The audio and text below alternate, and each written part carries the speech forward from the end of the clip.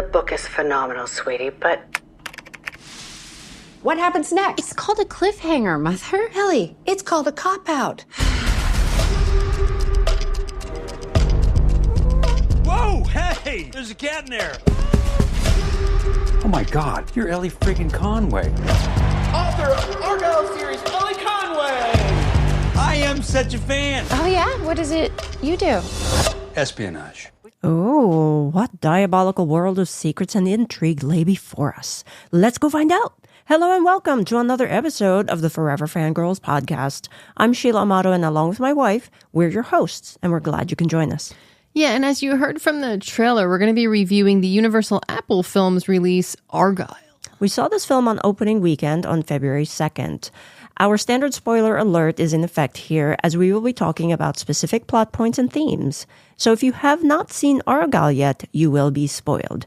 Now, before we get into the movie facts of Argylle, we wanted to remind everybody that we will be in London later this month because we are moderating the panels for the Halo Bearer UK convention. There is a great lineup of guests from the show Warrior Nun. Yep. And we are very, very, very excited for the event. And terrified to fly. Well, I'm just saying it like it is. I'm terrified to fly. That's okay. So if you have tickets and you're going to attend the convention, please come and say hi to us. We'd love to meet and chat with you at the convention. With that, let's get back to Argylle, starting with the movie facts. All right, so basic movie facts that we managed to dig up. It does appear this budget's around $200 million, though I did see elsewhere it was like slightly under. So I'm thinking people are estimating it to be about $200 million at this point. Opening weekend, it was $17 million with a projected 63% drop for its second weekend due to competition, the Super Bowl, per Collider. Worldwide, currently was $60 million for 2 weeks. Now, here's where it gets weird. The tagline, once you know the secret, don't let the cat out of the bag. That's funny. The greater the spy, the bigger the lie. I think that should be like the tagline for every single political convention or speech given. Well, I want to just go back to the other tagline that you said. Because, the once you know the secret, don't let the cat out of the bag? Yeah, that's funny because the cat is literally in a bag. Oh my God, what am I going to do with you? It's like talking across me. Forget it. I'm not even going there. Oh, come on. I know what they meant by it. And yes, I get the figurative and literal connection. That was but funny. I was also kind of like, oh, come on. It's like a classic it's a dad bad joke. It's a bad dad joke to me. It was hilarious.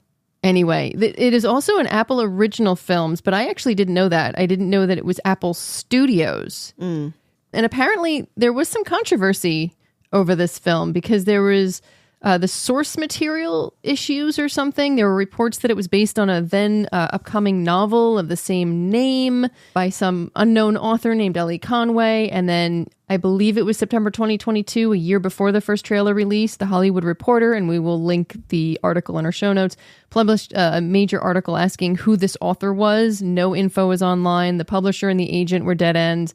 Then the trailer gets released, and I believe it appears to have squashed that controversy.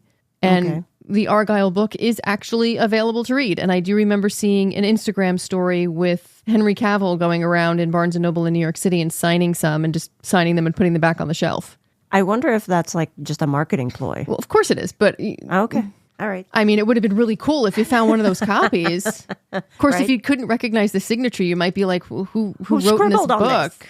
Yes. But anyway, that's the major facts that we could find and dig up. We will refer back to them possibly later in a different section. But on to the official synopsis from Google. Reclusive author Elly Conway writes best-selling espionage novels about a secret agent named Argylle, who's on a mission to unravel a global spy syndicate. However, when the plots of her book start to mirror covert actions of real-life spy organizations, the line between fiction and reality begin to blur. Anyway, this is a story within a story within a story. How quickly she cuts me off. Elly, a.k.a. Rachel Guile, or R.Guile. Dun, dun, dun. And if you didn't pay attention to the spoiler alert, you just got really spoiled. Is essentially a real top spy who lost her memory while on a mission that went awry. In an odd twist, the director and I guess his top lieutenant, they're running the agency that Elly works for. They filled her memory void by creating a totally different persona. Elly is now a writer of espionage books that seem to be an outlet for her suppressed memories. And Elly is essentially chased by the agency because she holds the key deep in her memories to the information that will bring about the agency's demise. Enter two new characters, Aiden and Alfie, who want to protect Elly from the agency while also trying to convince Elly that they are on her side. Eventually, Elly's memories come back. She finds the missing thumb drive that carries all of the agency's secrets and exposes the agency. After that all happens, Elly then goes back to her life away from espionage and continues to write books. Her first one will even be made into a movie. But is it really a movie or is something else afoot? Yeah. Yeah. Okay, fine. Let's go into the good, shall we? I mean, it's an original film. I mean, in a land of, sequels and prequels and remakes and, based on true events or books being converted into blah, blah. I could go on. I think you get the point of what I'm saying. It appears that this is an original idea, which is unique in of itself, considering that it's very hard for originals in any medium to really get noticed in today's day and age. It's an original story in the parody espionage genre, I guess. Rom-com parody. I don't know how exactly you would quantify it, but the fact that it actually got to a theater, not to a streaming service, is interesting. The fact that it did make what money it did make shows that people are interested in something different. And looking at the releases coming up in the future, there's a bunch of sequels, but there are some originals that we're seeing. So it's going to be interesting how things work and what does well and what doesn't. It's just nice to see something different. Yeah. I honestly was actually having a lot of fun in the theater. Like I said, it was a fun little parody. It was very meta and very aware of itself being a parody, which sometimes makes the best comedic moments, but also sometimes can make it a little overwhelming.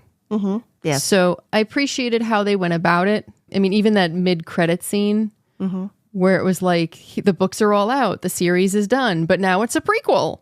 Going 20 years back. 20 years earlier. Yeah. And then we get to know the origin of Argylle. Yeah. Which any successful thing, Harry Potter, they went back and did the origins. Well, what is it? Hunger Games. They went back and did the origins. In a land of prequels, it was on the nose for the parody in that aspect. My mom didn't get it. Mom was looking at us like, I don't understand. And I had to explain it. Yeah. And then she went, oh, that's kind of on the nose. No, that was the point, I think. I think. Yeah. So in addition to that, right, the cast of this film, I was like kind of blown away. I mean, I knew that Henry Cavill was in it. I wasn't really looking at the posters, so I didn't notice all of the other stars that were there, right? I should have realized that Dua Lipa was in there because she was like prominent in the trailer. In the trailer and in the poster, but it didn't quite hit me. Bryce Howard was very prominent in the trailer. Yes. Sam Rockwell, Oscar winner. John Cena. I'm just going to go. Okay. Ariana DeBose? Sorry. I thought it was DeBose. DeBose. And then, of course, Samuel L. Jackson. So, but it is a very awesome cast for what we have for the comedy, because they all have comedic chops that can carry it, that have excellent timing. Yeah. So I think, I'm so sorry. Okay. You already mentioned that it's an original story, so it was an intriguing storyline for me, and it kept me off balance enough to where I wasn't quite sure who to trust. I couldn't quite understand why Elly kept seeing Argylle, her character, in the mirror. And I'm sure that you did, but like I said, I was entertained. I was like, oh, okay, let me follow where the story is leading. So, and I actually had quite a bit of fun watching the choreography. The fight choreography, or the dance fight / thing? The fight / dance thing at the end, especially. With the colored smoke bombs? Right. And the fact that Elly finally realizes that, yes, Aiden is actually on her side and that they actually had a past together. Mm-hmm. And that just culminated into this dance where they were kicking everybody's butt. It was just a really great, fun way to show that they were in sync. Mm-hmm. And then she unlocked the skating memory, I guess. And I don't think this was a skill that she had before she lost her memory. Mm-hmm. It was actually part of the new persona. Mm-hmm. And she just unlocked that and started skating on the oil slick. Well, I think that was the point where they are trying to show that her old memories came back, but everything that she was accustomed to with the new memories were there, and they were so rich that it kind of became a hybrid of past and present. Right. And so I thought that was really, really well done. Cool. Okay. Ay. Leaving all of my aside, why don't we kind of delve into the themes? Okay. The one thing that stuck out to me, and I guess because it is an espionage, film. Well, you are a huge James Bond. You like that? Yeah. But what really stood out to me was that context matters, right? Especially in these parody type films, because if you don't know what the context is, you can easily go down a different path. So, for example, in the scene where Aiden and Elly are in a hotel room where they're hiding out from the agency goons. Mm-hmm. She had just taken a shower, and Aiden is about to take a shower too. Now, he was on the phone and didn't know that Elly was actually listening or overheard him say that, quote, he wants to kill Elly. And so when Elly hears that, she's like, oh my God, this guy who's supposed to be helping me is actually after me too. What he really means is that he wants Rachel back. The kick agent who loves dogs and not the writer cat lady. So without that context, she then runs away from him back into danger. Mm-hmm. And so he has to go chase after her again. See, I did like that they really made that a prominent theme because we literally live in a world with misinformation and misunderstandings. Yes. And it is so egregious at this point because, we don't take things into context. We immediately hear something and we immediately go into fight or flight. Instead of, say, Googling the truth or asking the person directly, hey, is this what you meant? We've become a society of reaction as opposed to step back, reflect, act, and act with full information. So it's this interesting thing because at the end when Elly comes back and realizes what she's done and they explain to her what's going on and why he said what he said, she's like, oh. Yeah.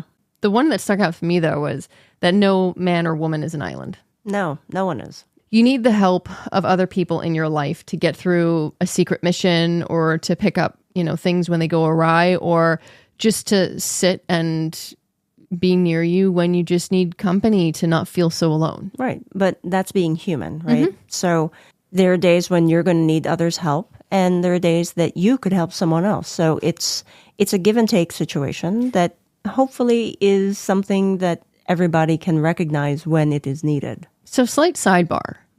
Do you feel that these two themes within the structure of the movie kind of worked hand in hand? Yeah. There is an element of having to be vulnerable in order to let others help you, right? Mm-hmm. And she had to figure out who she could trust. So there are different layers within there that she had to go through in order to actually get through what she needed to get through, right? In the beginning of the film, she is in Colorado, beautiful, beautiful house facing a lake and the mountains, and she's by herself. With a cat. With a cat. And her Argylle statues and dolls. And she is, on purpose, closing herself off. And I don't know if that's, as a writer, sometimes you need that solitude to write your stories. But it also, in one of the scenes, someone actually wants to take her out for just a drink to get to know her on a personal level.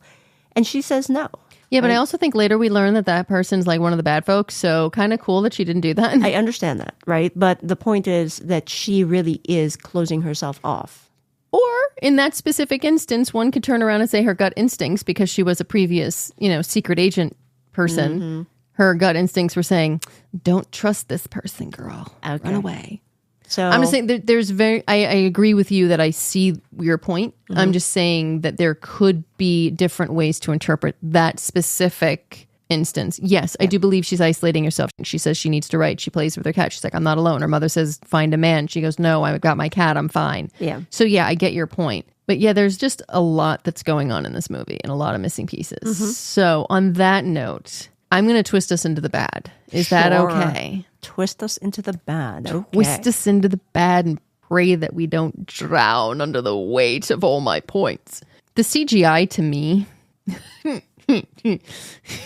there were spots where I was just like, oh, that's bad. And then the ice skating on the oil was just, it looked so fake to me. And maybe that was the point. I know that was possibly what they were going for, but it was just, Okay.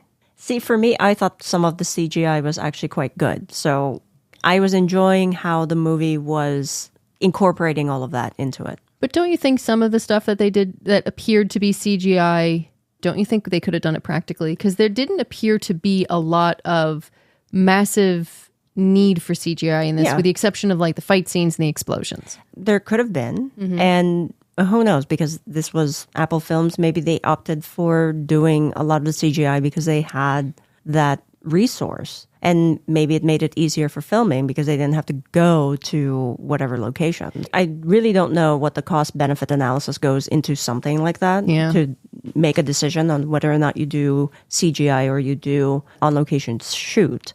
I would think that doing an on-location shoot might be actually cheaper, but I guess it all depends. I wish there was a way to find out more information about that as far as transparency, but I also don't think they have any desire to release that information. No, of course not. I also think marketing-wise, something very much bothered me. The trailer really gave me the impression that I was going to have a lot of John Cena doing comedy, which he's very good at, and Henry Cavill. Especially how the poster was, because Henry Cavill is like prominent. He's the point of the arrow. Yeah, and then when you see all the marketing when they're in the stores and he's signing books and he's putting them away, it gives you the inclination that he is a prominent supporting character. And while theoretically, no, I didn't think he was the lead. You don't think so? I didn't think he was the lead because it's literally about her books. But I really thought the story revolved around her, and then he was the next point. Okay. And instead, he's what, 10 minutes? Like there's snippets here and there. Yeah. Well, if we take everything together, it's not more than 10 minutes of a 2-hour plus film. Yeah.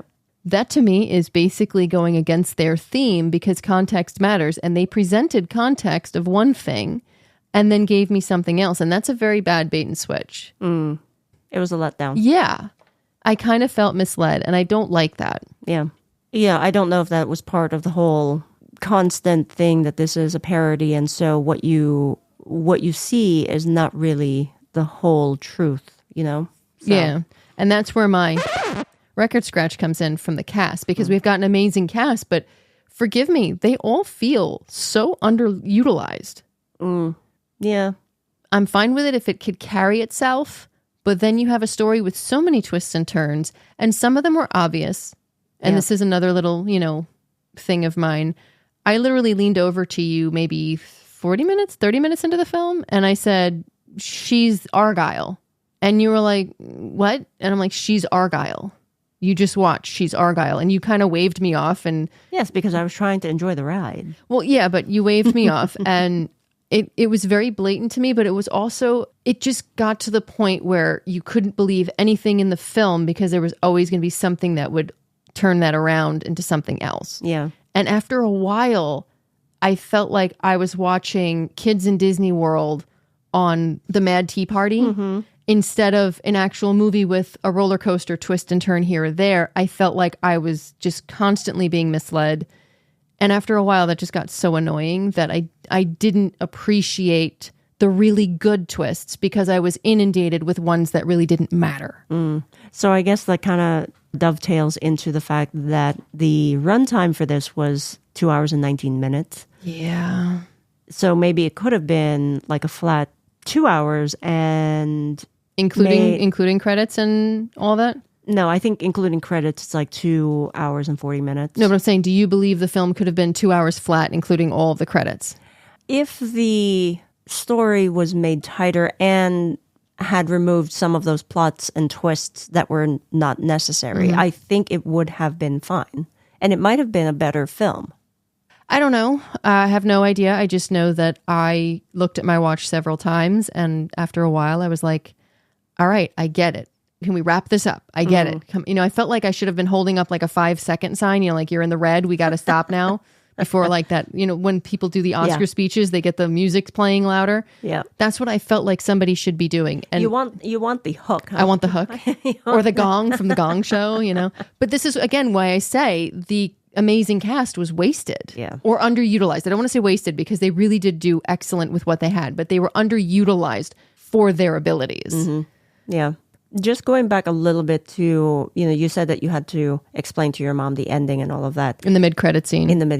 It also took me a while to actually understand what that was. And really? Yeah. I didn't hear you explain it to your mom, but I was like, oh, let me just think about this for a minute. Then it slowly sunk in. And I'm like, oh, okay. I understand now. So I can understand how some folks would have the same reaction like you did where, okay, where is this going? Mm-hmm. It's not entertaining anymore because it just has way too much. Yeah. Like I said, it felt like the Mad Tea Party where you're constantly just spinning, where, you yelled at me to slow down. Or do you have a roller coaster where you do have a twist and a drop and a turn, but everything comes to a good conclusion and seems to flow? So I don't know. But I will jump into the cute, though, because there's some cute there. Alfie the cat.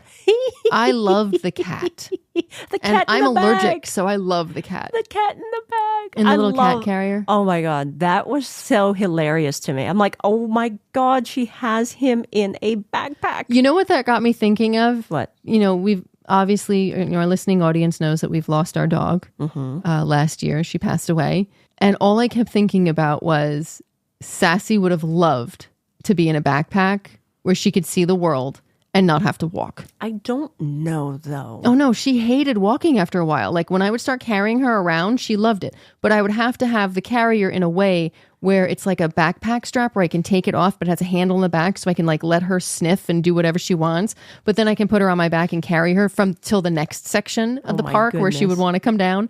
But I could see us doing that with our next dog that we rescue. I thought that was adorable. I love that they do have cat carriers because, pets are like kids to a lot of people. Yeah, absolutely. And I just immediately went to, I wanted to do that with my puppy. So for me, I thought Ellie, the way Ellie was spelled is Ellie. Mm-hmm. But then when I saw I think it was the IMDb cast, it's actually spelled Elly. Okay. And that is the last 4 letters of Argylle spelled backwards. And I'm like, oh, look at that. There's a clue there that I totally missed. I thought, for me, I thought that was cute. I don't know. All right. It's not for you. It was for me. No. What I'm asking, though, is it an actual Easter egg or is it just coincidence? I don't know that it's a coincidence. I think that's what I'm saying. Clue. There's so many twists and turns. I don't know what is real.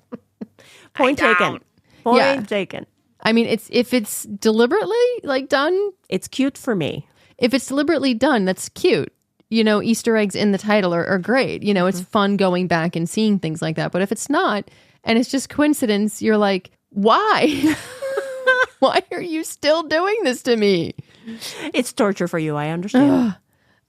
Thank God I didn't eat before I did the Mad Tea Party. Come on. Oh, you're talking about the Mad Tea Party. Yeah. I'm never getting on that anyway. But not with me again. Neither here nor there. How about we then end our discussion here? With the Forever Fangirl rating? And yes, let us figure out our rating, shall we? So, drum roll, please. We rate Argylle 3.5 stars. And this is a blended rating. Yep. I thought it was a 4.0, while Kimmy thought it was a 3.0. And it was a rare disconnect for us. Yes. But now we have to refer back to the beginning movie facts. Do we think this film's going to be a flop or not? Can it develop legs to success? And I hate to say it because it's an original film and I appreciate some diversity among the theater experiences going on right now. I think it's going to flop. It's a niche film in a land of sequels, prequels, and streaming services. I don't know the origin, how it was, came to be, if, Apple wanted to put it on Apple Plus for streaming, but shifted gears to put it in theaters to fill a gap because of the strikes last year. We've noticed a lot of places doing that. I don't know. I really don't. Is it fun? Sure, to a point, but if we weren't covering this for the podcast, I would have been upset that we spent that amount of money, because it's not cheap going to the theater anymore. No. And I would have been upset that we went to the theater and spent money on that specific film. So I don't know. If you had to ask me right now at this moment, at the time of recording, if I believe it would make its budget back, I would say no. I would lean towards flop. Yeah. Given that the movie didn't make a lot in opening weekend, and we saw it on a Friday, and the theater wasn't really half full. Usually with movies like this on opening weekend, it's in a bigger theater and it's a lot more crowded. This was in a smaller theater. But we should also put the caveat that it's a February film, and you and I both know that February films, January, even March, they don't necessarily always have packed theaters. Just the point that I'm making is that I am agreeing with you that I think, unfortunately, it is going to be a flop because not a lot of people are seeing it, and possibly word of mouth is actually also killing the momentum for the film, because even though I personally enjoyed it, not a lot of people are on that same bandwagon. Do you think they will continue going forward with sequels if they had initially planned on them? It depends. If it's not making its budget back, I read somewhere that this is actually the third Apple Studios film that went to the theaters. And really? It's the third consecutive flop. Wow. Like they've made the budgets of all these three films are about $200 million, and this third film actually is the least amount of money made. That's interesting. I didn't know that. Yeah. So then I guess I wonder then, just going for a slight aside, is it the trend of theaters going down? Because if you look at the Marvel movies and Disney has had problems getting people's butts in seats. And now you're telling me Apple has had 3 movies that have come out that are having the same thing. So is it that the film quality isn't there, or is it film fatigue? I don't know. It's an interesting concept. It's an interesting thought. Yeah, had COVID never happened, we probably would not see this. However, you couple COVID and then the writer's strike and then the actor's strike and all of that. Yeah, it's a blow after blow after blow. And then you add theaters. the expansion of streaming services, because before COVID, Correct. Disney Plus was on the horizon. There was no, I don't remember Peacock or Paramount. I don't know if Paramount was out yet, but I do know there was Hulu, there was Netflix. You had like 1 or 2, and then COVID, there was the explosion. So I wonder if it's a trifecta. You have all the disruptions in production, between COVID, the strike, et cetera. And then you have, film fatigue coupled with people trying to be a little smarter, because if they're doing the streaming and they're already paying for it, why not just wait for it to be on streaming? We've discussed that. Usually, put it on 45 days later. We have discussed that. I wonder how films like this that could be really, really good and maybe have sequels that build on the universe and are better than the original because the foundation is already there, how they're going to balance what's going on in the industry and creation. Because if this doesn't do well, will this be a blight on original films going forward? I don't know. It could be, right? And that's a scary aspect. It is. And I don't think that we'll have a clear answer until after this year because of the strikes, right? We need to give it a little bit of time to see, because there's that stoppage. And now if we have the films that are in the hopper and they come out, if they become successful, then maybe not. However, the trend right now doesn't look positive. Yeah, and I think you're right. We're going to have to wait till 2025 to get a clear, I would say the end even of 2025, because I know Disney is releasing Turning Red, I believe, and Soul to theaters, which they launched in 2020, I believe, or 2021 on Disney Plus. So knowing that there are films filling holes now and everything has been pushed back, maybe the end of the year we'll start to see other things, like the surprise notification of Moana 2 coming out this November, I believe. So maybe there's light on the horizon. Yeah. But I don't think we're going to have a clearer picture until maybe even the end of 2025, what the streaming services are going to do, what the future looks like for original films, and what the audience looks like. Right. Bringing it all back, though. It's going to be very, very interesting to see how this film does if it ends up being, say, an Apple exclusive film series or special series. I feel like right now with all this unrest that I'm on that darn Mad Hatter's Tea Party ride. Oh my goodness. Anyway. Your final thoughts. Tim. My final thoughts, love. James Bond, this is not. It's just not. It's corny, it's cheesy, it's sometimes downright ridiculous. But maybe that was the point. The film just kind of felt like it was going out of its way to be a parody at times, and that really sort of annoyed me with all of its twists, and just it was just too much. And maybe that was the point, because it just is what it is. But if I expected a serious spy film from the trailer showing a cat in a backpack that bounces off tires, someone really needed to take my computer and podcasting gear away from me, because I was missing the obvious points. But for me, this is just not top tier. The film feels very average.